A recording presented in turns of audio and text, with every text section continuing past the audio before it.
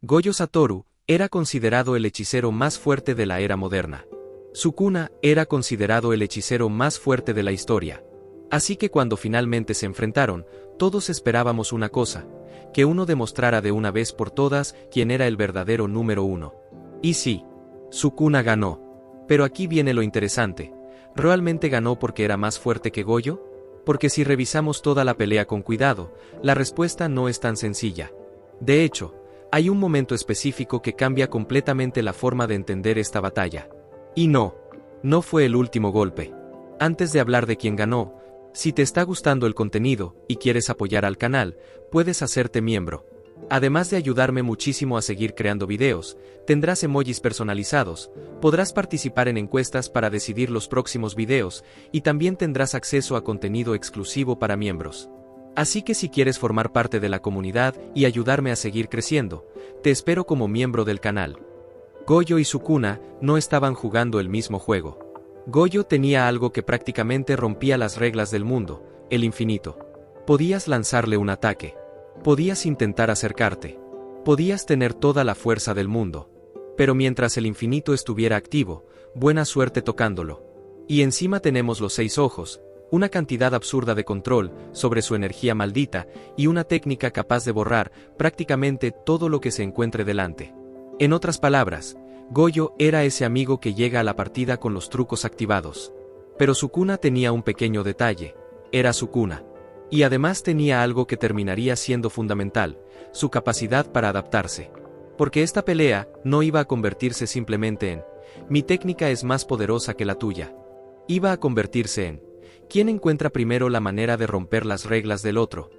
Y cuando comienza la batalla, Gojo no pierde tiempo. Los dos comienzan intercambiando golpes a una velocidad ridícula. Pero rápidamente aparece el primer gran problema para Sukuna: el infinito. Sukuna podía golpear, podía atacar, podía intentar acercarse. Pero Gojo tenía esa barrera invisible entre él y el mundo. Y aquí aparece algo que mucha gente olvida. Sukuna no estaba intentando simplemente superar a Gojo en fuerza física. Estaba buscando una manera de neutralizar su técnica. Por eso el dominio se convierte rápidamente en una de las piezas más importantes de toda la batalla. Porque si existe algo capaz de poner en problemas a Gojo, es su propia expansión de dominio.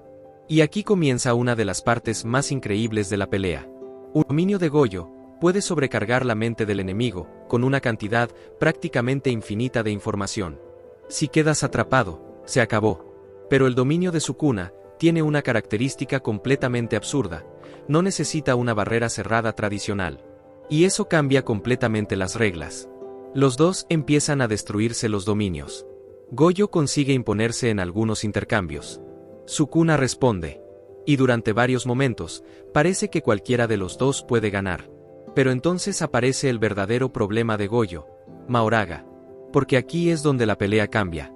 Sukuna no necesitaba demostrar simplemente que podía derrotar a Gojo de frente. Necesitaba encontrar una solución al infinito. Y Mahoraga podía hacer exactamente eso: adaptarse. Cada vez que Mahoraga entraba en contacto con una técnica, podía comenzar un proceso de adaptación. Y esto convierte a Gojo en una especie de experimento. Sukuna estaba observando, esperando, aprendiendo. Y mientras Gojo intentaba destruir a Mahoraga, Sukuna estaba estudiando el proceso. Esto es importantísimo. Porque Sukuna no quería copiar simplemente la técnica de Mahoraga. Quería copiar la solución. Y cuando finalmente descubre cómo hacerlo, la pelea cambia para siempre. Mahoraga consigue adaptarse al infinito. Pero Sukuna necesita algo más. Necesita encontrar una forma de utilizar esa adaptación. Y aquí aparece una de las ideas más importantes de toda la batalla. En lugar de intentar atravesar el infinito de Gojo, Sukuna aprende a atacar el espacio en el que Gojo existe. No necesitas atravesar una barrera, si puedes cortar aquello que la barrera está protegiendo. Y esa diferencia parece pequeña, pero es gigantesca. Porque Gojo había construido prácticamente toda su defensa alrededor de una idea: nada puede llegar hasta mí. Sukuna encontró una respuesta diferente: entonces no voy a intentar llegar hasta ti. Y ese fue el verdadero jaque mate. Y aquí es donde tenemos que detenernos. Porque mucha gente interpreta el resultado de una manera extremadamente sencilla.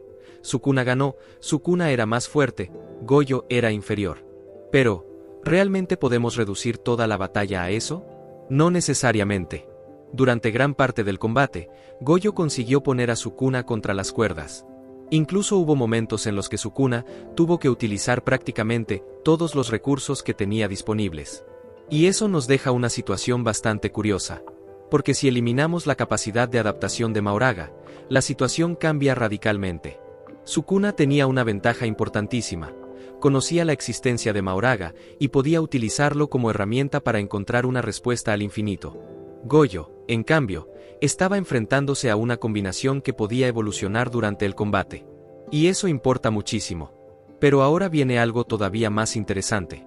Porque si Sukuna encontró la manera de derrotarlo, ¿Gojo cometió un error? Y aquí creo que la respuesta es, sí. Pero no porque Gojo fuera tonto. Todo lo contrario. Gojo estaba tan acostumbrado a ser el más fuerte que probablemente asumió que mientras pudiera mantener su nivel, eventualmente terminaría derrotando a Sukuna.